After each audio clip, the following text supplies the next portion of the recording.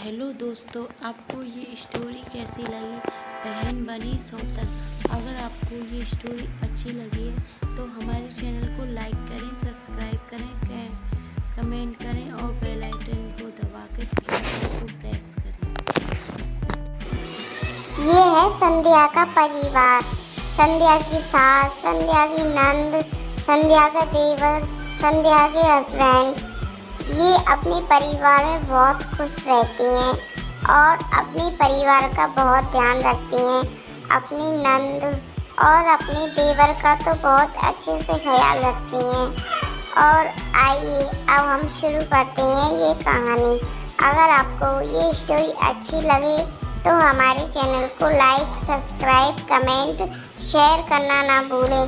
चलो दोस्तों, हम आपको संध्या की बहन बनी सौतन की सहेली की कहानी है।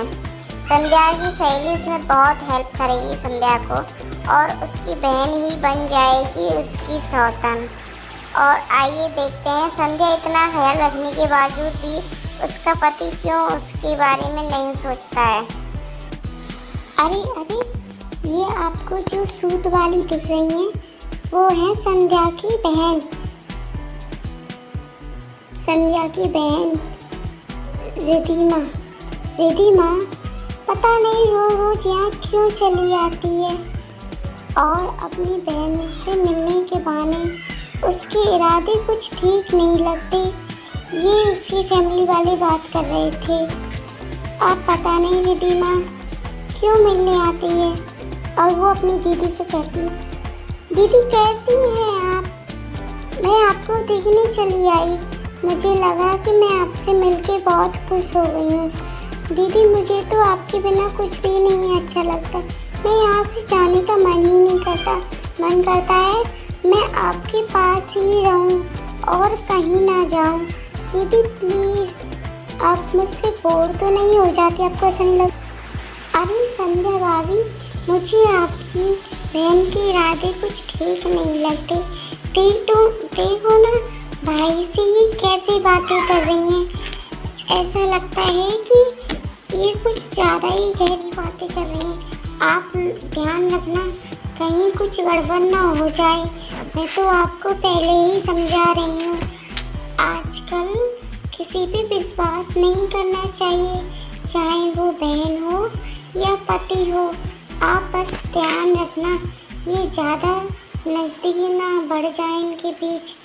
अरे जीजा साली हैं तो ऐसी थोड़ी बात करेंगे। देखो कितने करीब से बात कर रहे हैं। रिश्ते की भी एक लिमिट होती है। भाभी, आप अपना और आप भैया के रिश्ते के बारे में सोचिए, वरना कुछ गड़बड़ ना हो जाए। मैं तो आपको पहले। अरे परी, तुम रिधि माँ के बारे में कुछ गलत ही सोच रही हो। वो ऐसा कुछ नहीं है। वो अपने जीजू के संग बस थोड़ा हंसी मजाक कर रही है और ये तो जीजा साली में हमेशा चलता रहता है। देखो, मुझे तो कुछ भी गलत नहीं लग रहा है। अरे आजकल तुम्हारा दिमाग कुछ ज़्यादा ही चलने लगा है। तुम सिर्फ अपनी पढ़ाई पर ध्यान दो। तुम ऐसी वैसी बातों पर बिल्कुल ध्यान मत दो, ठीक है परी? अरे भाभी, मैं तो कुछ आपके बारे में ही सोच के बोल रही हूँ। अगर आपको कुछ ऐसा गलत नहीं लगता तो फिर आप देख लीजिए। रिधि माँ अपनी जीजू के संग चुम्मा चाटी कर रही थी, किस वगैरह और रोमांस कर रही थी और वो एक दूसरे के भाव में इस तरह खोए हुए थे कि उन्हें ये भी नहीं पता कि उन्हें कोई देख लेगा तो क्या होगा। अरे परी बिल्कुल सही कहती थी, ये रिधि माँ बिल्कुल बेकार लड़की है। इसने तो अपनी बहन का ही घर बर्बाद कर डाला, घर का भेदी लंका ढाई, यही वाला हिसाब कर दिया। अरे इस रिधि माँ को यही मिला था क्या? ये तो हमें नहीं पता। आइए जानते हैं इन रिधि माँ की बहन संध्या ये सब जानने के बाद क्या फैसला लेती है। क्या वो रिधि माँ और अपने पति को हमेशा के लिए अलग कर पाई? जानने के लिए देखें। संध्या ये क्या देख लेती है? संध्या सब देख चुकी थी, अपनी बहन और अपने पति के कौतक। संध्या के ये देखने के बाद उसके तो मानो पैरों के नीचे से जमीन ही खिसक गई। उसके आंखों के सामने अंधेरा छा गया। जिस पति पर, जिस बहन पर वो इतना विश्वास करती थी, आज उन्हीं पति और उसी बहन ने उसे धोखा दे दिया। और वो सोचती है नहीं नहीं, ये कुछ गलत फहमी है, ऐसा कुछ भी नहीं हो सकता, ये लोग मेरे संग ऐसा धोखा कभी नहीं करेंगे, ये कुछ गलत फहमी है। पर कहते ना, आंखों ही देखा विश्वास करना चाहिए। संध्या ये सब आंखों से देख रही थी, लेकिन उसे विश्वास नहीं हो रहा था और वो विश्वास करना भी नहीं चाहती थी, लेकिन उसे विश्वास करना पड़ेगा। अरे तुम्हें शर्म नहीं आती? मुझे तो अपनी आंखों पे विश्वास ही नहीं हो रहा है कि तुम दोनों मेरे साथ ऐसा कर सकते हो। मेरी तो देख के आंखों में आंसू नहीं रुक रहे हैं कि तुमने मेरे साथ ऐसा किया। रिद्धिमा, मैंने तुम पर कितना भरोसा किया।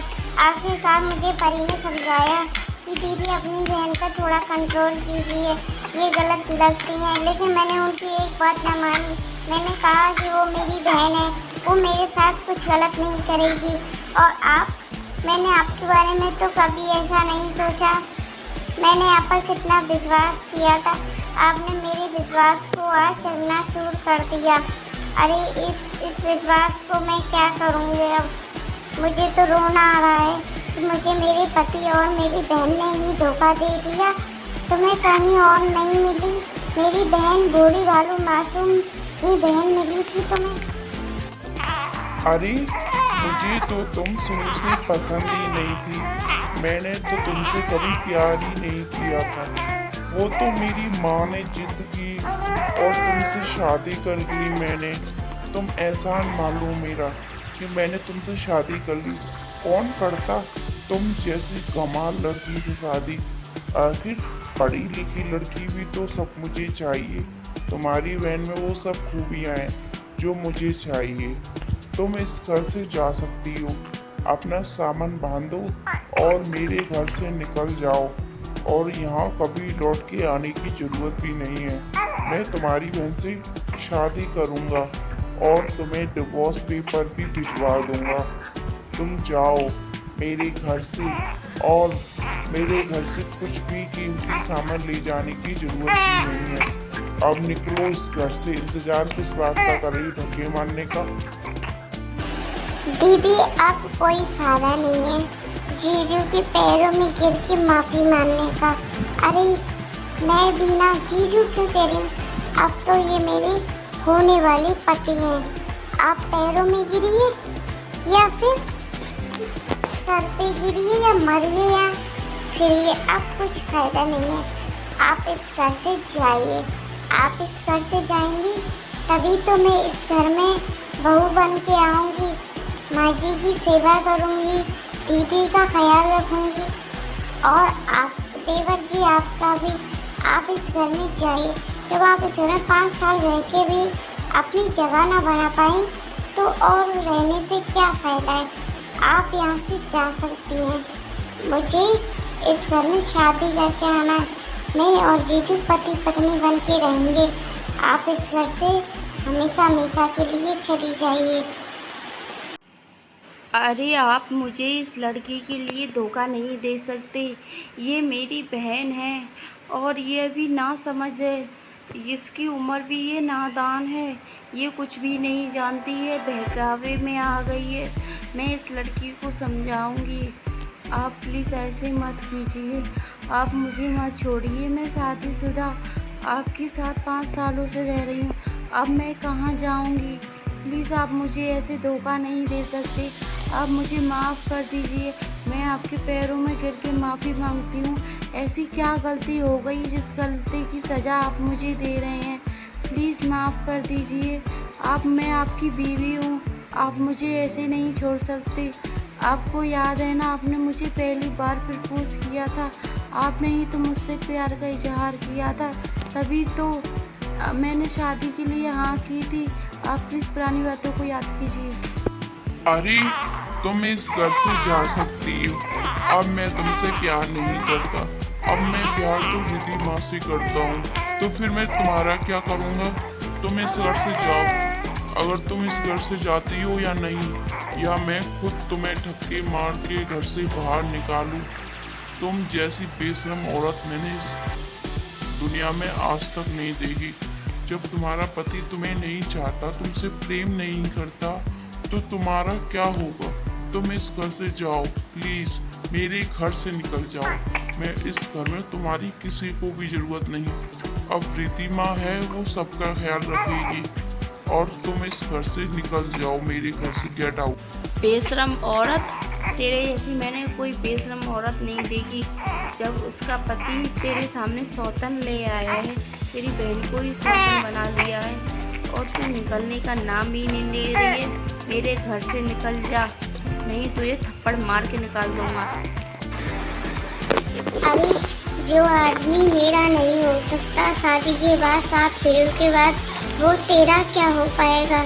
मैं तुझे बद्दुआ देती नहीं, मैं तुझे बद्दुआ भी नहीं दे सकती। तू मेरी सगी बहन, जिस तरह तूने मेरे साथ किया है ना, उसी तरह ये आदमी तुझे भी छोड़ के कल को कोई तीसरी लेके आएगा। फिर तू जानेगी कि मेरा दर्द क्या होता है। ठीक है? जो आदमी अपनी पत्नी का नहीं हो सका, वो तेरा क्या होगा? वो तेरे साथ सिर्फ कुछ समय बिताएगा, फिर तेरे से मन भर जाएगा, तो फिर दूसरी भी लाने के लिए तैयार हो जाएगा। ये आदमी फिर तरह की ऐसी होती है। तूने मेरा घर बर्बाद किया है ना, उसी तरह कोई तेरा भी घर बर्बाद करेगा। ये आदमी तेरे लायक नहीं है। मैं आज भी तुझे समझा रही हूँ, तू अपनी जीवन किसी और के साथ बिता